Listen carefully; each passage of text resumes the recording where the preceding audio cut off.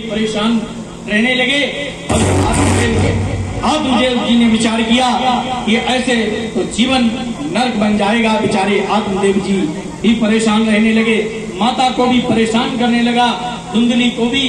जब तक उसके पास में पैसे थे, धन था, तब तक तो वो धन लेकर के खर्चा करता रहा, और जब उसके पास में धन की कमी हो गई तब तो वो माता को मारने लगा। कहते हैं ऐसे बालक घर में कभी उत्पन्न ना हो तो अच्छा है।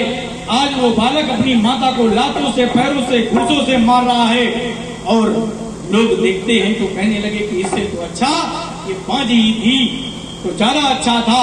तो कहने का तात्पर्य यही है कि वो बालक ने उसका जीते जी जीवन नरक बना दिया।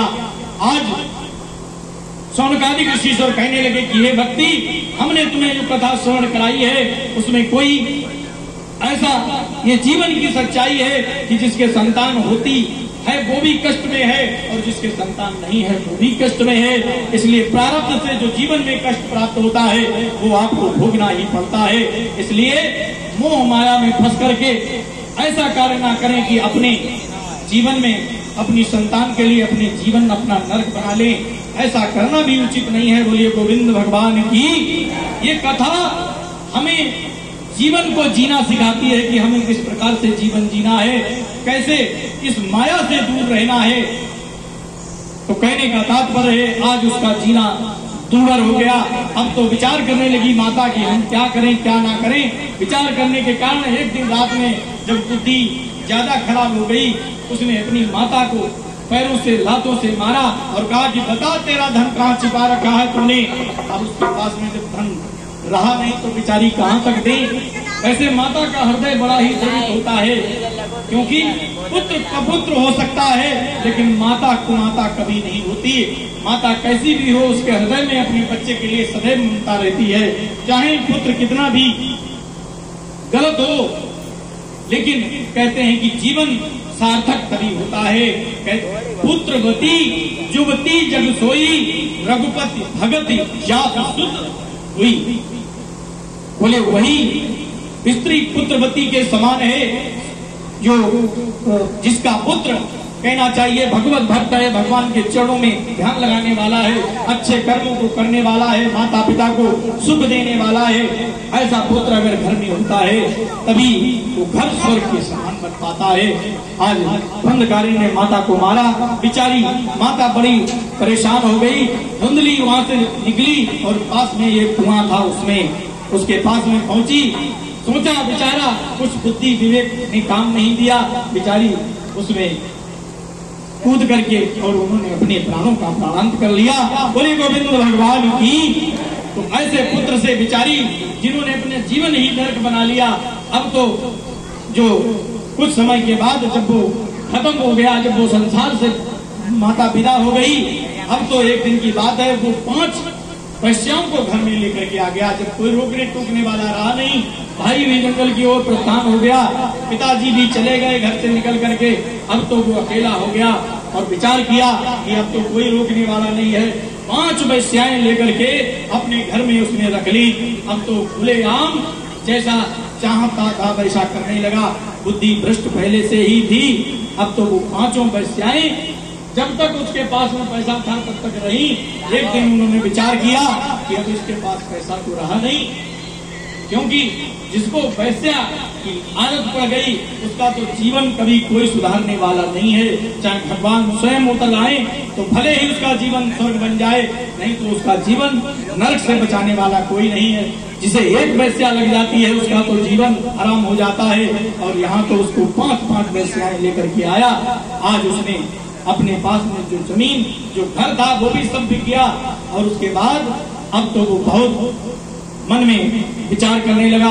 वैश्याएं सोचने लगी अब तो यहाँ पर रहना बेकार है, इसके पास में पैसा रहा नहीं। एक दिन में विचार किया कि ऐसा करो हमें कुछ ला करके धन दो। अब उसके पास धन नहीं था तो वो करता क्या, बेचारा चोरी करने के लिए उन वैश्यों के लिए चला गया। अब तो वो एक दिन चोरी कर रहा था, बड़ी मुश्किल से जान बचा करके आया, और जो कुछ चोरी का धन था वो उन्हीं वैश्याओं के पास में रख दिया। अब तो वैश्याएं और परेशान होने लगी कि किसी दिन हम पकड़े गए तो इसके चक्कर में हम भी मारे जाएंगे, जेल काटेंगे। वैश्याओं ने विचार किया पांचों वेश्याओं ने मिलकर के उसे बांध लिया और बांध करके उसे एक जगह पर एकांत स्थान में ले जाकर के धड़कते हुए अंगारे, पहले तो उसे गर्दन दबा करके मारना चाहा, लेकिन जब वो नहीं मरा, क्योंकि प्रेत ऐसे नहीं मरते हैं, बड़ी मुश्किल से मर पाते हैं, आज उसने पांचों वेश्याओं ने अंगारे ले जाकर के धड़कते हुए उसके सीने पर रख दिए। इस प्रकार से वो जल करके तड़प तड़प करके मर गया। कहते हैं जिसकी अकाल मृत्यु होती है उसकी मुक्ति नहीं हो पाती है। आज उसकी अकाल मृत्यु हुई तो मुक्ति नहीं हो पाई। अब तो भैया वो प्रेत की योनि में पहुंच गया, और जब प्रेत की योनि में पहुंच गया तो कवि लिख रहा है कि वो अब तो घर में ही वास करने लगा, कहीं किसी को दिखाई पड़े, कहीं किसी को दिखाई पड़े।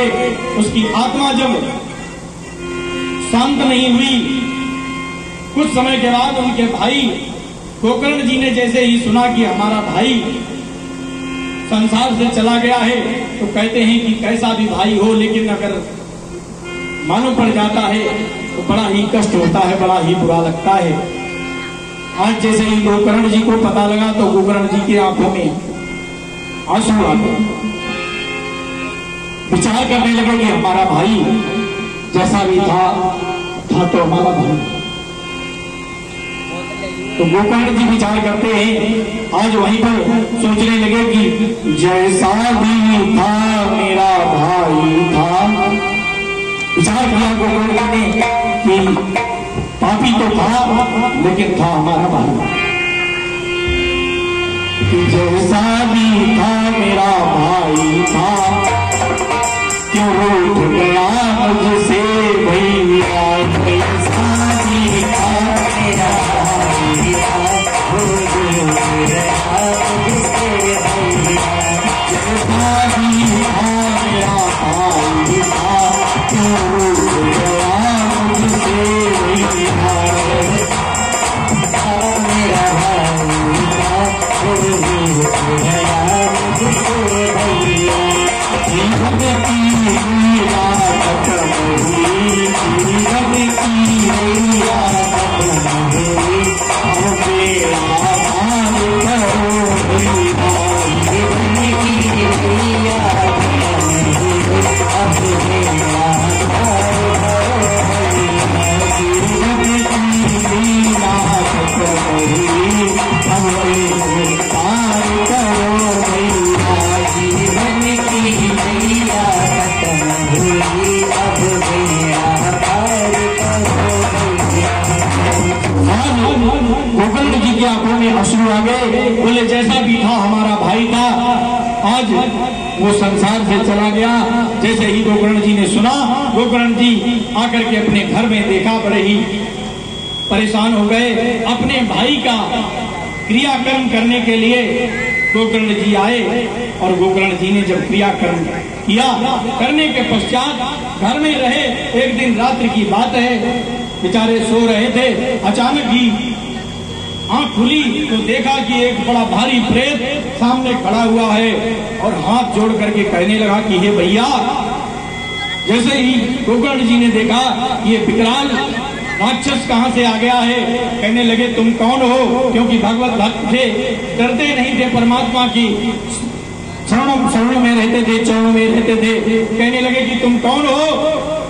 तो धुंधकारी नाम का जो प्रेत था, जो प्रेत की योनि में पहुंच गया, जिसकी अकाल मृत्यु हो जाती है, तो प्रेत योनि में पहुंच जाता है। आज धुंधकारी प्रेत बन गया, और जब प्रेत बना तो हाथ जोड़ करके अपने भाई के सामने कहने लगा कि हे भैया हमारा उद्धार करो, हमारा क्रियाकर्म सही ढंग से दान कर्म करो, जिससे हमारी मुक्ति हो जाए। मैंने जीवन में तमाम कर्म, बुरे कर्म किए हैं, पाप किए हैं, कभी एक भी पुण्य नहीं किया। हे भैया तुम ही हमारे कुल के तारनहार हो, तुम ही हमारे आत्मा की शांति के लिए कोई ऐसा उपाय करो। जब ऐसा विचार करने लगे तो अब तो गोकर्ण जी बड़े परेशान हुए कि हमारा भाई जिसकी मुक्ति नहीं हो पाई है, क्या विचार करें। उसी समय सुबह हुआ, सुबह स्नान ध्यान करके आज गोकर्ण जी महाराज ने विचार किया कि क्या किया जाए। गोकर्ण जी महाराज ने सूर्य भगवान का ध्यान किया। सूर्य भगवान ने आकर के दर्शन दिए, कहा कि हे वत्स बताओ तुम्हें क्या आवश्यकता है, क्या वस्तु की आवश्यकता है। बोले प्रभु मुझे कोई वस्तु नहीं चाहिए, लेकिन प्रभु एक काम मेरा ऐसा कर दीजिए कि हमारा भाई जो प्रेत योनि में पहुंच गया है, कोई उपाय ऐसा बतलाएं जिससे हमारे भाई का ये प्रेत योनि छूट जाए, जीवन का उद्धार हो जाए, ऐसा उपाय मुझे बतलाएं। आज जैसे ही कहने लगे वैसे ही सूर्य भगवान ने कहा कि देखो संसार में एक ही उपाय है जिससे प्रेत योनि से छूटा जा सकता है, वो है श्रीमद्भागवत महापुराण की पावन कथा। अगर इसको आप श्रीमद्भागवत महापुराण की कथा श्रवण कराते हैं तो ये प्रेत योनि से छूट करके भगवान के लोक को जाएगा। ऐसी जैसे विचार करके बताया वैसे ही विधान आज गोकर्ण जी ने सप्ताह श्रीमद्भागवत महापुराण की कथा करवाई। 7 दिन की कथा में 7 बांस का एक काले झंडे पर अपने भाई को जो है स्थान दिया और कहा कि जब तक 7 दिन की कथा होगी, 7 दिन के पश्चात इसका उद्धार अवश्य होगा। 7 दिन उस झंडे पर बैठ करके धुंधकारी ने भगवान की कथा को श्रवण किया। श्रीमद् भागवत महापुराण की पावन कथा सुनने के बाद 7 दिन के पश्चात भगवान का के लोक से स्वर्ग से विमान आया और साक्षात सशरीर आज धुंधकारी उस रथ पर बैठा और हम लोग के लिए भगवान के लोग के लिए गया।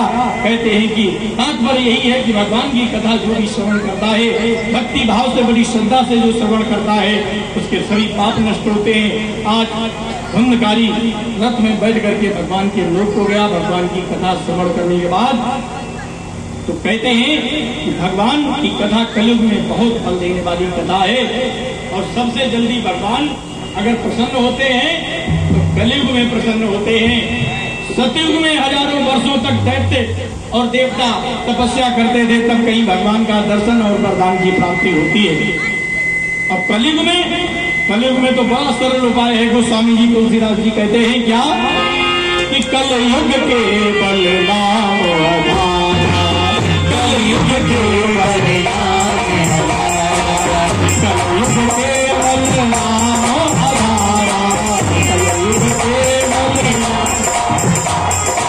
कलयुग के बलराम कलयुग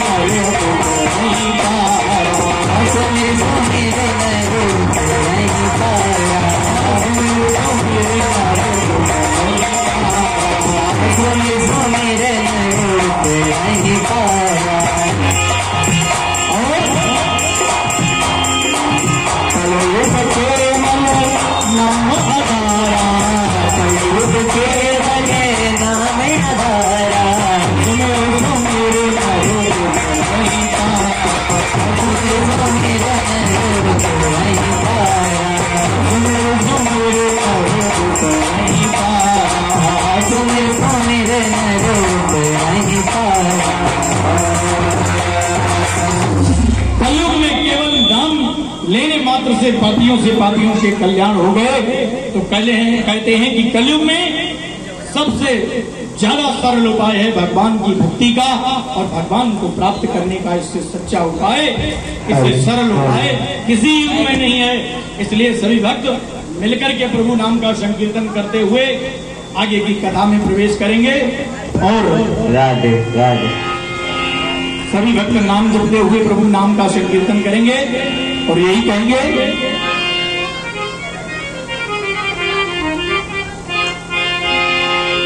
नाम भगवान का, नाम भगवान का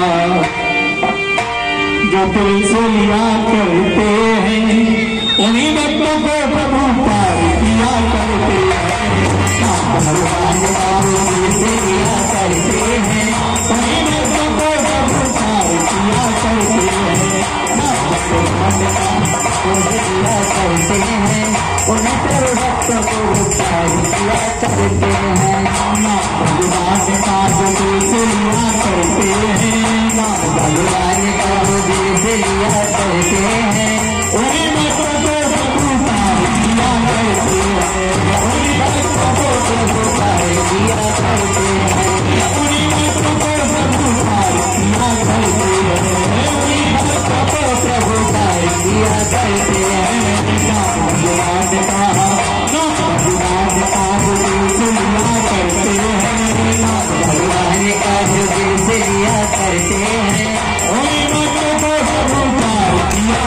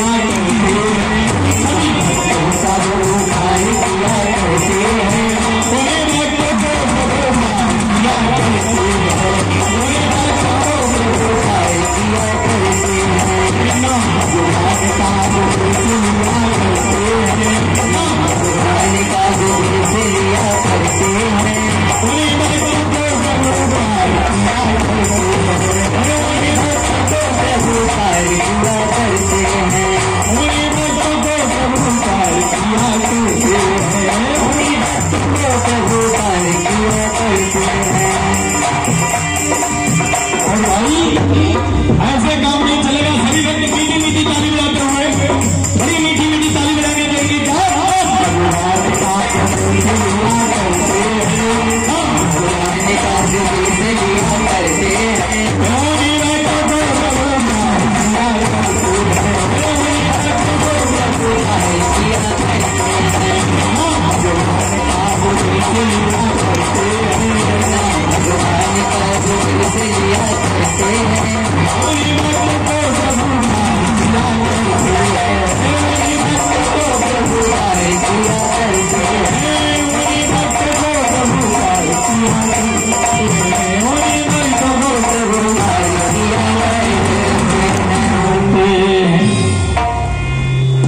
तात्पर्य यही है, भगवान के नाम का आश्रय लेते हुए अपने जीवन का कल्याण करना है।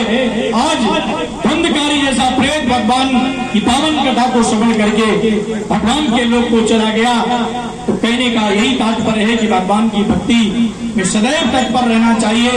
आगे कहते हैं कि पावन कथा श्रीमद् भागवत महापुराण में 2 अध्याय में जो है वो कथा हमारे अनन्य पुराणों से भी ली गई है। 2 अध्याय में कथा महाभारत की आई है, जिसमें कहा गया है, बोले यदाम्रदे कौरव संजयानाम वीरे सुतो वीरयुतं गतेषु।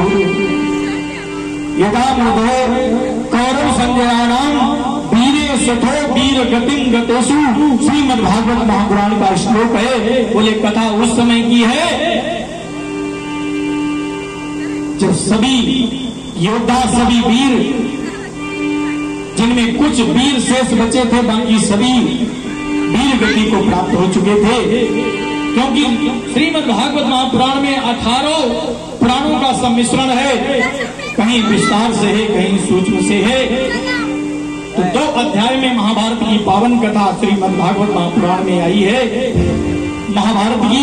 तो आइए कथा में, कहने का तात्पर्य है, कथा ये उस समय ये है जब वीर गति को सभी बहुत से योद्धा प्राप्त हो चुके थे और दुर्योधन की जंगा को भीम ने अपनी गदा से तोड़ दिया।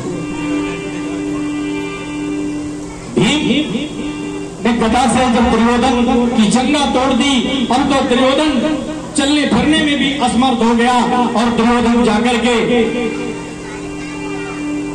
अपने निवास स्थान पर सैन्य कक्ष में जाकर के लेट गया।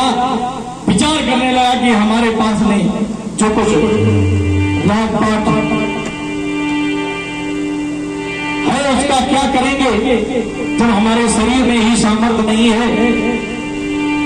तो कहते हैं कि यदा मृदे कौरव संज्ञानाम वीर सुतो वीर गतिम गतिषु, जब सभी हमारे सैनिक हैं वो भी मारे गए, अब हम कहां से युद्ध करें, क्या करें।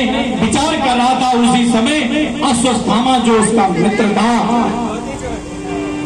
अश्वत्थामा जाकर के पास में गया और हाथ जोड़ करके कहा कि हे मित्र, तुम क्यों उदास हो, हमारे रहते हुए तुम्हें चिंता करने की कोई आवश्यकता नहीं।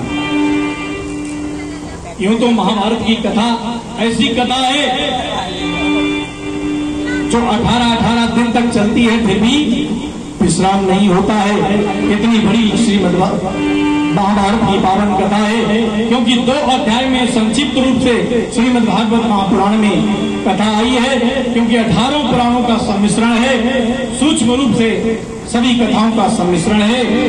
तो कहने का तात्पर्य है, जैसे ही अश्वत्थामा पहुंचा और कहने लगा कि मित्र आपको कोई चिंता करने की बात नहीं है, हम जब तक जीवित हैं तब तक आपको क्या दिक्कत हो सकती है, मुझे आज्ञा दें, मेरे लिए क्या उपाय है। कहने लगे कि देखो ऐसा है, हम दोनों विचार करके अब कुछ आगे कार्य कर सकते हैं, क्योंकि हमारे शरीर में सामर्थ्य रही नहीं, हमारे हाथ पैर भी टूट चुके हैं, और जब शरीर में सामर्थ्य नहीं रहती है तो क्या करे इंसान, फिर तो वो उपाय बनाता रहता है कि कहीं इससे जुगाड़ बन जाए या उससे जुगाड़ बन जाए। तो जब शरीर काम नहीं करता है तो बुद्धि तमाम तरीके से षड्यंत्र रचने का काम करने लगती है। आज उसी प्रकार से दुर्योधन की बुद्धि भी षड्यंत्र का काम करने के लिए विचार किया कि ऐसा करो मित्र, हम तो अकेले कुछ कर नहीं सकते हैं, एक काम करो। बोले क्या? बोले तुम अगर पांडवों को मार देते हो तो हम हमारे जो राजपाट जितना बचा है, जो भी राजपाट है, उसमें से आधा भाग हम तुम्हें दे देंगे। कहते हैं कि लालच तो बहुत कोई बला है। आज विचार किया, अश्वत्थामा ने कहा कि ये तो बहुत बढ़िया मौका है, अभी तक तो कुछ प्राप्त हुआ नहीं, तमाम युद्ध लड़ा, पिताजी ने भी युद्ध लड़ा, हमने भी युद्ध लड़ा, हमारे सैनिक भी मारे गए, सब कुछ हुआ, लेकिन अभी तक कुछ प्राप्त हुआ नहीं। तो ना हो, हमें लगता है आखिरी समय है, अब जरूर कुछ प्राप्त हो जाएगा।